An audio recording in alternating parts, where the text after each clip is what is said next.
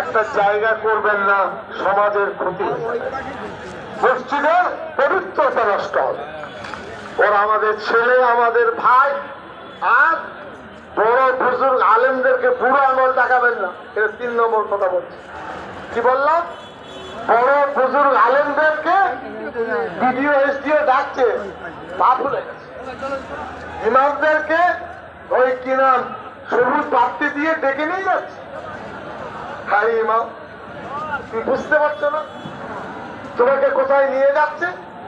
আমি ইমামদেরকে ভালোবাসি, আমার বহু ছাত্র ইমাম, অসংখ্য ছাত্র, তার থেকে আমি ভালো পড়াশোনা আমি করতে গেছি, আমার আপত্তি নেই।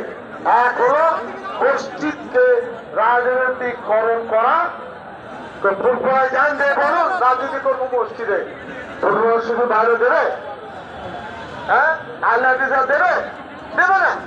আপনারা বুঝে চলুন, এটা অনুরোধ।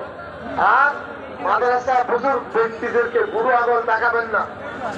এরা হলো মুগুর মারালো, ছোট হাতুড়ি এদের কাছে নেই, একবার মারলে মাথা আঘাত প্রাপ্ত হয়ে যাবে। আপনারা ভালো থাকুন। আমি এখন আমাদের ফুলপুরার বড় হুজুরের পুত্র সরফরাজ সিদ্দিকী এখন পরিচয় পেলাম। তার যে নানার বাড়ি আমাদের শামসুল হুদা সাহেব ছিলেন, খুব পরিচিত আমার বন্ধু, তার বাড়ি গেছি। আলিমের শিক্ষিত ভাই, আমি তাকে বলবো এসে আপনার কথা অল্প সময়ে ব্যক্ত করুন। সরফরাজ সিদ্দিকী ফুলপুরা।